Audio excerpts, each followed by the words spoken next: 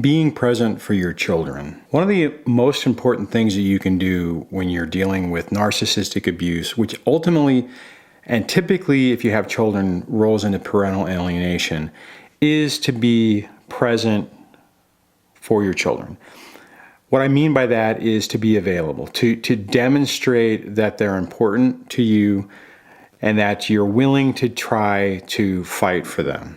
Now, it's really tough when you're going through this because the other parent is doing everything in their power to try to destroy the relationship that you have, either that you had with the kids or that you're trying to develop. Now, it's highly possible that in the midst of this, prior to the relationship falling apart, you were probably being undermined for a while so that there's already that seed planted that the kids are afraid of you or they don't like you or they don't really want to be around you or that they blame you for things.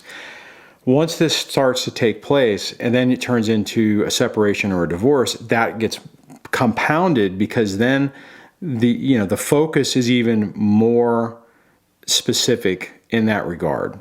It can be really complicated whenever you see and are witnessing your children being turned against you. And you'll probably notice it in a bunch of different ways, such as, them just being cold and distant from you, them fighting you on everything, that when you do get to spend time with them, they probably aren't really thrilled about it. And you're probably also hearing a lot of the same things that your ex has said either in the past or that that she's saying to other people, and you're hearing it come from your kids. Now, the problem with that is it's really easy to take the bait in that situation and get frustrated or to lash out. Doing that in this stage accomplishes nothing. It might make you feel relieve some stress in that particular moment, but it's really not going to help you in the overall process of trying to rebuild or strengthen the relationship with your children. Now, the one thing to remember on this is if you're not somehow engaged with your kids, and that can be in a bunch of different ways. Now, obviously, direct one-on-one visitation is the best. Anytime that you actually get to spend quality time or any bit of time with your kids physically, that's the best scenario. If that's been denied, you're not able to do it, or the visitation is such that it just doesn't work that way, then you still have different mechanisms to reach out. You can reach out via Skype and FaceTime, where you actually can video conference, that's still going to be tough because that the other parent is going to be lurking around, listening to what's going on, and basically being within earshot and potentially even engaging in the conversation. But having that contact is critical. And if that doesn't work, then maybe you can text them. And if that doesn't work, telephone calls. And if that doesn't work, worst case, send letters. But you have to be reaching out to your children to demonstrate to them that they are important to you and that you're not giving up on them. Now, the problem in this scenario is no matter what you do, it's going to be portrayed against you, right? It's like yet again another one of those double binds that a narcissist is a master at fabricating. And what I mean by that is if you disengage and you don't try to reach out, then you are the uninvolved parent that never really cared about the kids in the first place. If you show up to events or something like that, then it's like, oh, there's your parent trying to pretend like they're a good parent. Can you even believe that that anyone will believe that? Whatever. No matter what you do, it's going to be undermined. Okay. But, and your kids, there's a strong possibility that your kids will believe it, right? Or not believe it, but that they will listen to the propaganda, they will listen to the alienation against you and fall into that same trap. And the thing with that is you have to remember your child is living under that oppressive regime, okay? They have to survive in that environment. One of the typical things and this is key, and this is one of the things that was recognized in one of the evaluations I went through, is when I walked into the room, the kids wouldn't even acknowledge me until they looked at their mother and the mom gave them permission to be okay with me being there. Right? And then it's all for illusion, because then what happens is, because in that particular situation it was being observed, it was apparent what was going on because of that, right? Just the mere fact that the kids had to look for approval before they could even acknowledge the other parent is a significantly bad sign.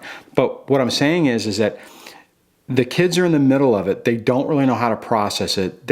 Even if one parent is pretending to not alienate, and typically most of the time the other person will be like, I don't ever say anything bad about you, that type of thing. You know it's still happening because you're dealing with it and you're seeing it. But you have to be careful of how you deal with it with your children, and give them basically a break on it and give them some flexibility, because they're living right in the middle of that nightmare and they have to navigate that scenario. The other thing you have to be cautious about is sharing too much information. I've talked about this before, and what I mean is we're really not in a situation, unfortunately, to tell the kids what's going on. You're not going to you're not going to serve yourself any good by telling your kids that that your other parent is trying to turn you against me, is trying to alienate, or they're, pointing out what they're doing wrong. Even if it's true, which it probably is, and you know it's happening, you can't be the one to have the kids, or point it out to the kids for them to actually see it and to accept it. They're going to have to figure it out on themselves, or they're going to have to work with another person like a therapist to really be able to finally see that. And that's the key, because you can still, what you do in that situation is you try to be as calm, available, and stable as you possibly can to counteract the illusion and the smear that's being said against you. And if you can get your kids working with a therapist, and to be perfectly honest, if the other parent is saying that the kids don't like you and that you scare them and all those type of things, the easiest thing to deal with that is well, that's not healthy. The kids need help. The kids should be in therapy to help them deal with that and to make it better. And part of that making it better is the alienated parent, in my mind, being a part of that process to try to fix it. Now, the other parent's going to fight that, but try to use logic to deal with the argument. Okay, and that's what I did in my situation. Early on, the kids needed therapy, especially my son, and it was all pointed out because he had a really bad, estranged relationship with me. I just used basic logic when trying to deal with it, saying, okay, well then what do I need to do to fix it? Here, what do I have to sign to have it to where the child, my son's therapist at the time could talk to my therapist so that we could coordinate efforts to try to do it. Bottom line is that's an argument you can't really argue against, right? The other thing with this is it takes a long time to overcome. Now, what I said before about being available, calm and stable is critical on that. And then you just have to basically, kind of lather, rinse, and repeat with that type of behavior, being available for them, demonstrating to them that you care about them, that you're involved, interacting with them, or just showing interest. Even if they don't respond, if you're sending them texts and they're ignoring you, they at least are seeing that you're sending something. If you're trying to FaceTime them, they know you're trying to do it. If you're sending letters, they may not see those, but you can keep copies of those for later, to say, hey, look, these are the letters copies of the letters I sent you, that type of thing. And after you keep demonstrating what is real compared to what the illusion is being portrayed against you, you can start to whittle away at that smear campaign against you with the kids to build that relationship. Now, when I say that this can take a long time, it literally can take a seriously long time. If your ex is very adept at what they're doing and how they're doing it, you could be dealing with a situation where you may not be able to really work on that relationship with your child until later in life. But if you can remain available And whenever you're dealing with them, you're calm and you're stable, you increase the odds of that happening. And if you also have reoccurring contact with them, of making that that duration a little bit less. So guys, I realize that this is an incredibly difficult process, and I realize that it's incredibly scary because it's serious. You know, you're dealing with your kid's future, and your ex is destroying their relationship with you and actually causing them a lot of damage going forward.